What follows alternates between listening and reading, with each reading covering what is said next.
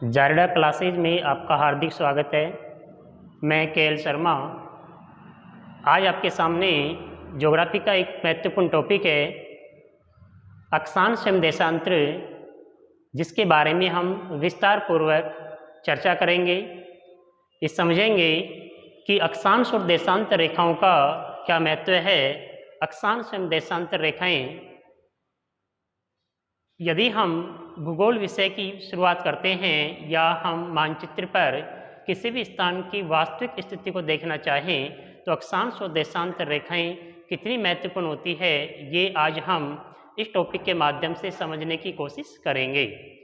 अक्षांश एवं देशांतर रेखाएं वास्तव में कोई रेखा नहीं होती, ये काल्पनिक रेखाएं हैं। ग्लोब पर कल्पना के द्वारा इनको व्यक्त किया गया है, जो कि उत्तर से दक्षिण एवं पश्चिम से पूरब की ओर खींची हुई रेखाएं होती है।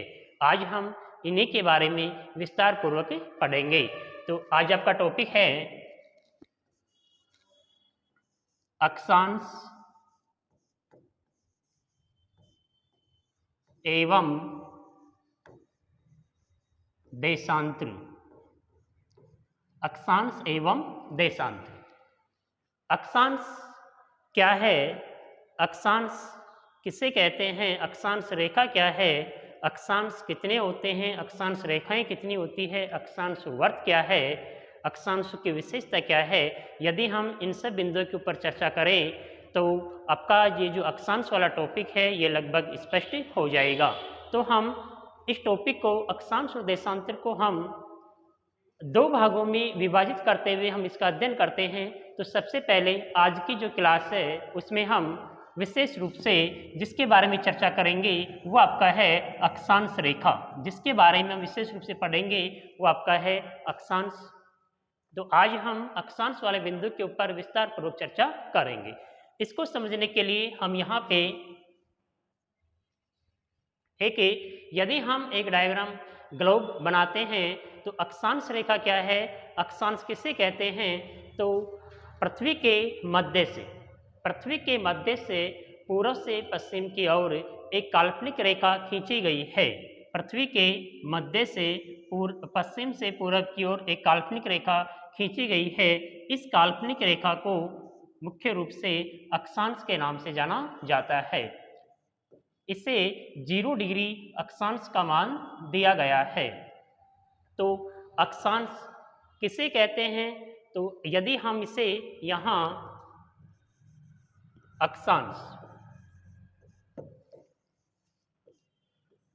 अक्षांश क्या है? तो देखिए, भूमध्य रेखा से ये जो रेखा है जो कि पृथ्वी के मध्य से होकर गुजर रही है, इसे भूमध्य रेखा कहते हैं। इसे विषुवत रेखा भी कहा जाता है। इसे 0 डिग्री अक्षांश रेखा भी कहा जाता है। तो अक्षांश रेखा क्या है? 0 डिग्री या भूमध्य रेखा के उत्तर या दक्षिण में, भूमध्य रेखा के उत्तर या दक्षिण में किसी भी स्थान का कोणीय मान उस स्थान का अक्षांश कहलाता है। तो हम यहाँ अक्षांश की एक सिंपल सी सरलतम परिभाषा लेकर चलते हैं। अक्षांश क्या है? तो हम लिखेंगे भूमध्य रेखा के उत्तर या दक्षिण में, भूमध्य रेखा के उत्तर या दक्षिण में किसी भी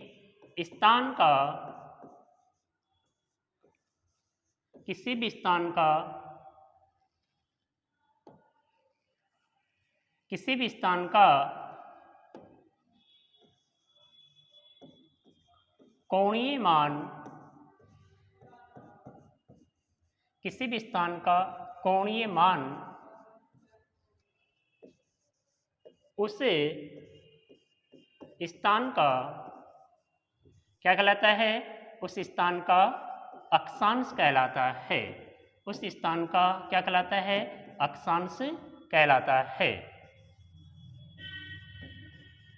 अक्षांश कहलाता है। देखिए, जैसे कि हमने पढ़ा अक्षांश किसे कहते हैं, भूमध्य रेखा के संदर्भ में उत्तर या दक्षिण। ये आपकी भूमध्य रेखा है, पृथ्वी के मध्य से होकर गुजर रही है। इस रेखा के उत्तर का जो भाग है इसे उत्तरी गोलार्ध कहते हैं। इस रेखा से नीचे का जो भाग है उसे दक्षिणी गोलार्ध के नाम से जाना जाता है। तो भूमध्य रेखा के संदर्भ में या भूमध्य रेखा के उत्तर या दक्षिण में किसी भी स्थान का जो कोणीय मान होता है उसे अक्षांश कहा जाता है। जैसे कि मैंने भूमध्य रेखा या पृथ्वी के केंद्र से एक बिंदु ये लगाया, एक बिंदु मैंने यहाँ पे ये बनाया है। तो यदि अब हम पृथ्वी के केंद्र से इस स्थान का जो कोणीय मान देखते हैं, यह कोणीय मान ही इसका क्या कहलाता है, अक्षांश कहलाता है। जैसे कि हमने इसको मान दे दिया 10 डिग्री, तो यहाँ से भूमध्य रेखा से इस स्थान की जो कोणीय मान है, ये कोणीय मान ही इस स्थान का अक्षांश कहलाता है। तो ये तो था अक्षांश। एक होती है अक्षांश के बाद हम पढ़ेंगे अक्षांश रेखा। एक तो होता है अक्षांश, एक होती है अक्षांश रेखा। अक्षांश रेखा किसे कहते हैं या अक्षांश रेखा क्या होती है? तो देखिए, भूमध्य रेखा से उत्तर या दक्षिण में एक समान मान वाले स्थानों को मिलाते हुए पश्चिम से पूर्व की ओर जो रेखा खींची जाती है उसे अक्षांश रेखा कहते हैं। तो अक्षांश रेखा की परिभाषा क्या होगी? अक्षांश रेखा भूमध्य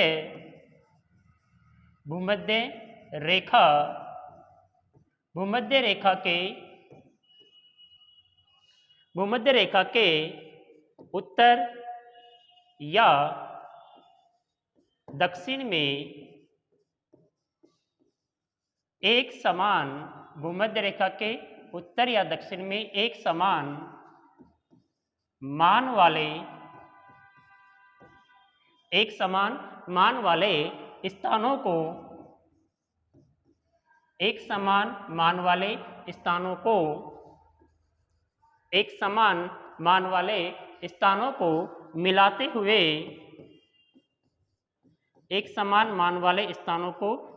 हुए पश्चिम से पूरब की ओर जो रेखा खींची जाती है, पश्चिम से पूरब की ओर जो रेखा खींची जाती है उसे अक्षांश रेखा कहते हैं। क्या कहते हैं उसे? अक्षांश रेखा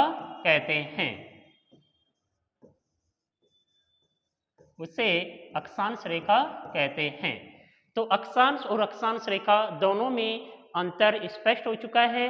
अक्षांश तो क्या है? भूमध्य रेखा से उत्तर या दक्षिण में किसी भी स्थान की कोणीय मान को, किसी भी स्थान की कोणीय दूरी को क्या कहा जाता है? अक्षांश कहते हैं।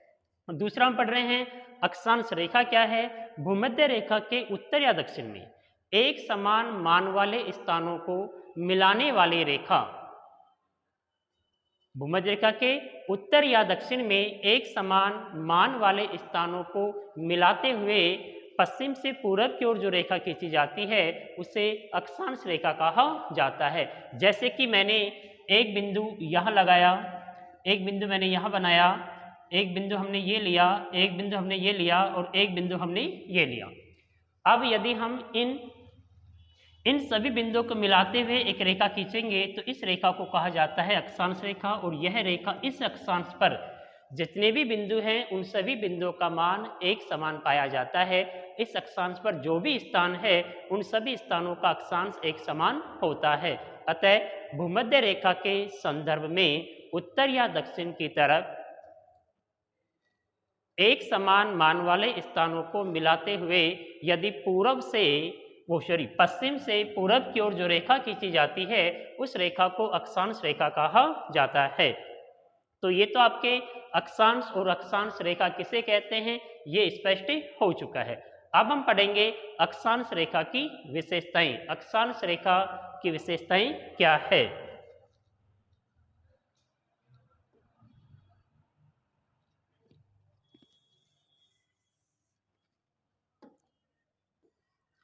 अब हम पढ़ेंगे अक्षांश रेखा की विशेषता क्या है।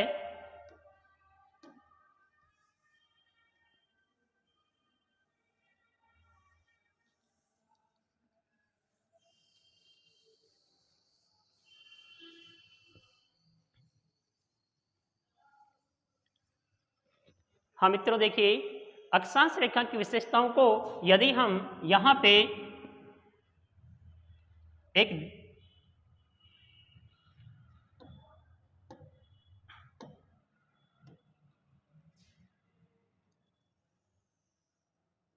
हम पढ़े अक्षांश रेखाओं की विशेषताएं, तो बिंदु हम डालते हैं अक्षांश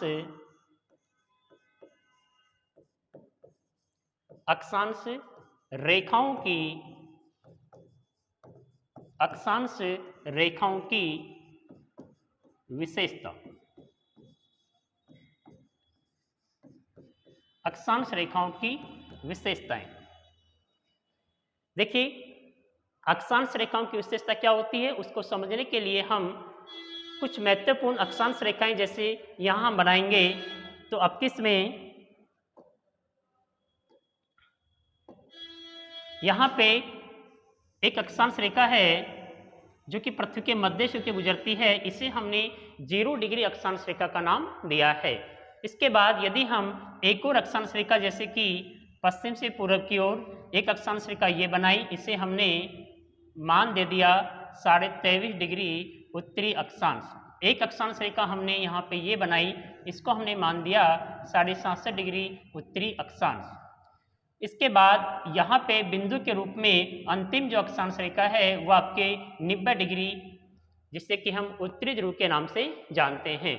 उसी प्रकार यदि हम दक्षिणी गोलार्ध में भी कुछ महत्वपूर्ण अक्षांश रेखाएं खींचें, जैसे 23.5 डिग्री दक्षिणी अक्षांश, आपके 67.5 डिग्री दक्षिणी अक्षांश, और इसके बाद यदि हम यहाँ पे 1-1 डिग्री के अंतराल पर रेखाएं बनाते हैं तो अंत में 90 डिग्री दक्षिणी अक्षांश आता है, जिसे कि दक्षिणी ध्रुव कहा जाता है। तो देखिए यदि हम अक्षांश रेखाओं को देखें तो अक्षांश रेखाओं को देखने पर कुछ विशेषताएं हमारे सामने स्पष्ट होती है। जैसे कि नंबर 1, पहली विशेषता है सभी अक्षांश रेखाएं भूमध्य रेखा के सभी अक्षांश रेखाएं भूमध्य रेखा के समानांतर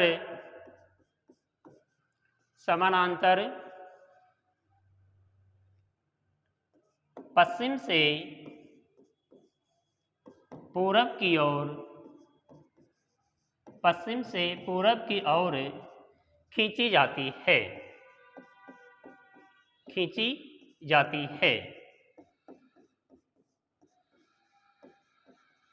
पहली विशेषता क्या होगी कि सभी अक्षांश रेखाएं भूमध्य रेखा के समानांतर पश्चिम से पूरब की ओर खींची जाती है। नंबर 2, 0 डिग्री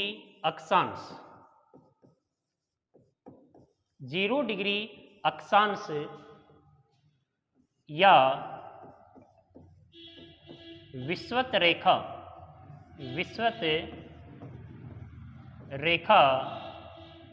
सबसे बड़ा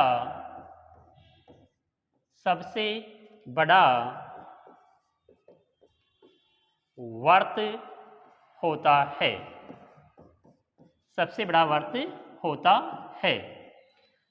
दूसरी विशेषता हम पढ़ रहे हैं 0 डिग्री अक्षांश जो रेखा है जिसे कि हम विषुवत रेखा कहते हैं, उसे हम भूमध्य रेखा भी कहते हैं। ये इस पृथ्वी पर या ग्लोब पर खींची गई सभी काल्पनिक अक्षांश रेखाओं में सबसे बड़ा वर्त माना जाता है, जिसे कि ग्रेट सर्किल भी कहा जाता है।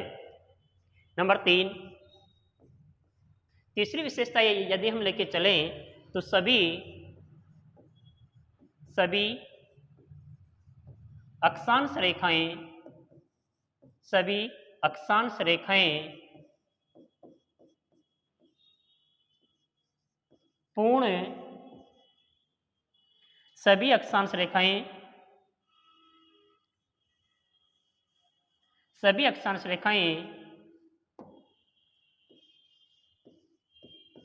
पूर्ण वर्त के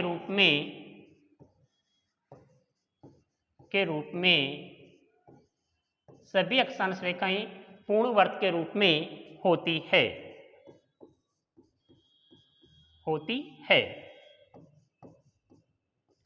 सभी अक्षांश रेखाएं पूर्ण वर्त के रूप में होती है, किंतु यहाँ पे ध्यान रखोगे कि 90 डिग्री उत्तरी एवं दक्षिणी अक्षांश 90 डिग्री उत्तरी एवं दक्षिणी अक्षांश वर्त न होकर एक बिंदु है। अतः हम यहाँ नोट लगा के लिख सकते हैं कि वैसे तो सभी अक्षांश रेखाएं पूर्ण वर्त के रूप में होती है, किंतु नॉर्थ पोल और साउथ पोल, उत्तरी ध्रुव और दक्षिणी ध्रुव दोनों वर्त न होकर एक बिंदु के रूप में होते हैं। तो हम यहाँ पे नोट लगा के लिखेंगे 90 डिग्री उत्तरी ध्रुव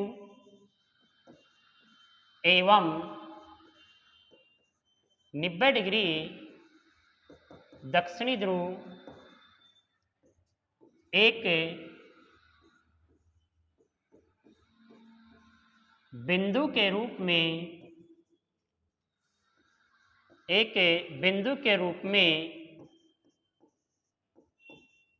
होते हैं। किसके रूप में होते हैं? एक बिंदु के रूप में होते हैं। तो यहाँ इस चीज का विशेष ध्यान रखोगे कि वैसे तो सभी अक्षांश रेखाएं पूर्ण वर्त के रूप में पाई जाती है, किंतु यदि हम उत्तरी ध्रुव और दक्षिणी ध्रुव की बात करते हैं तो ये दोनों एक बिंदु के रूप में पाए जाते हैं। इसके बाद यदि हम अक्षांश रेखाओं की अगली विशेषता देखें तो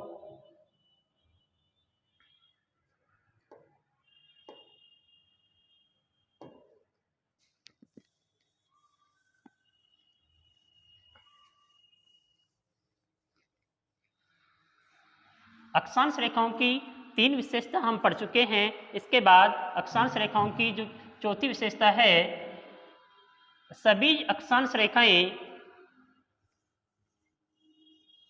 नंबर 4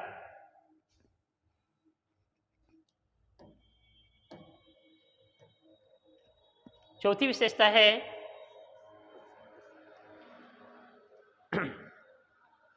कुल अक्षांश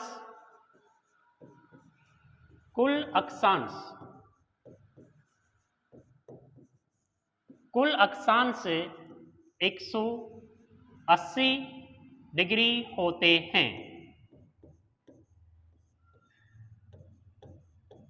कुल अक्षांश कितने होते हैं? 180 डिग्री होते हैं। जबकि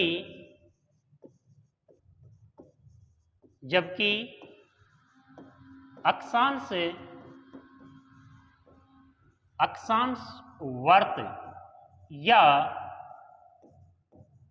रेखाएं 179 डिग्री होते हैं। 179 डिग्री होते हैं। ध्यान रखोगे कुल अक्षांश 180 हैं, किंतु अक्षांश रेखाएं 179 है, क्योंकि जैसे कि अभी हमने पढ़ा कि उत्तरी एवं दक्षिणी ध्रुव को हम रेखा न मानकर यह एक बिंदु के रूप में है। अतः इन दोनों को यदि हम कम करते हैं तो लगभग जो कुल अक्षांश रेखाएं हैं वो 179 मानी जाती है। लेकिन यहाँ ध्यान रखोगे कि यदि आपसे पूछा जाए कि मानचित्र पर कुल अक्षांश रेखाएं कितनी है, तो हमेशा ध्यान रखने की बात है कि मानचित्र पर कुल अक्षांश रेखाएं 181 होती है। तो हम यहाँ पे नोट लगा के लिखते हैं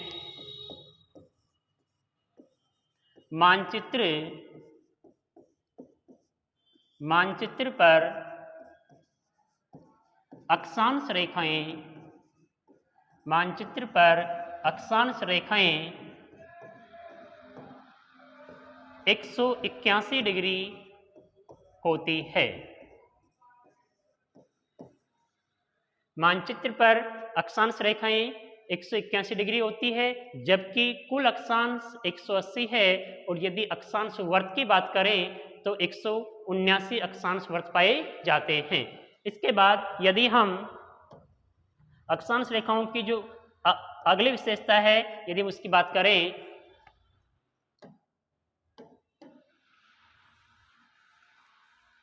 अक्षांश रेखाओं की जो पांचवी विशेषता है उसमें हम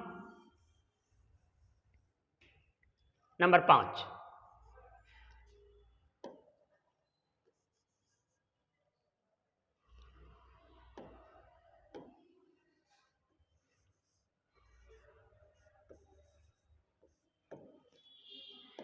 यदि हम पढ़ रहे थे अक्षांश रेखाओं की विशेषताएं, इसमें से अक्षांश रेखाओं की जो पांचवी विशेषता है उसके अंतर्गत सभी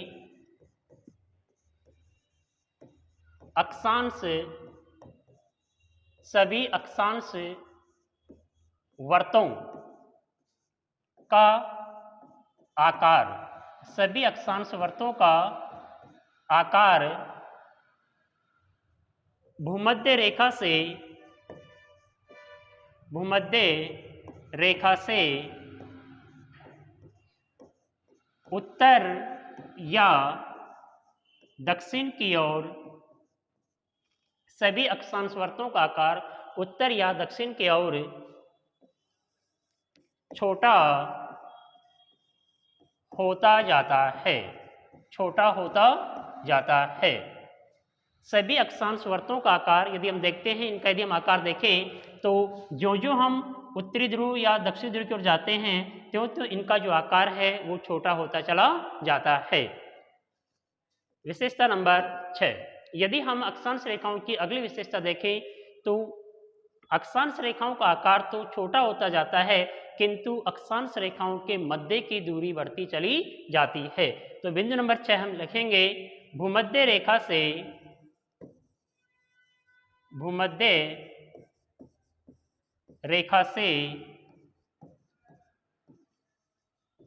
ध्रुवों की ओर, भूमध्य रेखा से ध्रुवों की ओर जाने पर अक्षांश रेखाओं की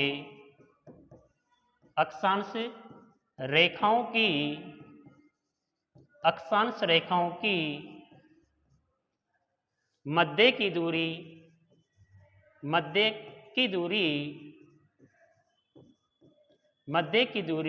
बढ़ती जाती है, मध्य की दूरी बढ़ती जाती है। कहने का अर्थ यह है कि हम जो भूमध्य रेखा से उत्तरी ध्रुव या दक्षिणी ध्रुव की ओर जाते हैं तो वर्तों का आकार तो छोटा होता जाता है, किंतु इनकी जो मध्य की दूरी है वो बढ़ती चली जाती है। किस प्रकार से इनकी दूरी पाई जाती है, तो यदि हम देखें तो आपकी जो भूमध्य रेखा है, इस भूमध्य रेखा पर अक्षांश रेखाओं के मध्य की जो दूरी है वह लगभग 110.6 किलोमीटर, कितनी होती है, 110.6 किलोमीटर अक्षांश रेखाओं के मध्य की दूरी भूमध्य रेखा पर पाई जाती है। किंतु जो हम ऊपर की ओर जाते हैं तो ध्रुव पर यह जो दूरी है वह बढ़कर लगभग 111.7 किलोमीटर हो जाती है। लेकिन यदि हम औसत की बात करते हैं तो यह औसत दूरी अक्षांश रेखाओं के बीच में औसत दूरी लगभग 111 किलोमीटर मानी जाती है। तो यहाँ पे 3 मुख्य बिंदु हैं, जैसे कि भूमध्य रेखा से ध्रुव की ओर जाने पर अक्षांश रेखाओं के बीच की दूरी बढ़ती है, लेकिन हम यहाँ ये ध्यान रखेंगे कि भूमध्य रेखा पर इसकी जो दूरी होती है वो लगभग 110.6 किलोमीटर होती है, और जब हम ध्रुव की ओर जाते हैं तो यह दूरी बढ़कर लगभग 111.7 किलोमीटर हो जाती है। और यदि हम औसत दूरी की बात करते हैं तो यह औसत दूरी इसमें लगभग 111 किलोमीटर होती है। तो इस प्रकार से अक्षांश रेखाओं का आकार तो बढ़ता है, भूमध्य रेखा की ओर जो हम जाते हैं आकार तो कम होता चला जाता है, अक्षांश वर्तों का आकार तो कम होता है, लेकिन इनके मध्य की दूरी बढ़ती चली जाती है। तो ये अक्षांश रेखाओं की हमने 6 विशेषताएं पढ़ी है, जिसके द्वारा हम अक्षांश रेखाओं से संबंधित जो भी महत्वपूर्ण बातें थी वो लगभग आज हमने समझी है। इसके बाद हम कल के वीडियो में देशांतर रेखाओं के बारे में विस्तार पूर्वक चर्चा करेंगे। हालांकि अभी तक अक्षांश रेखाओं में कुछ महत्वपूर्ण अक्षांश रेखाएं हैं जिनके बारे में हम कल के वीडियो में पढ़ेंगे, और इसकी और भी कोई विशेषता जो रह गई है उनको हम कल विस्तार पूर्वक समझेंगे और इनको देखेंगे। धन्यवाद।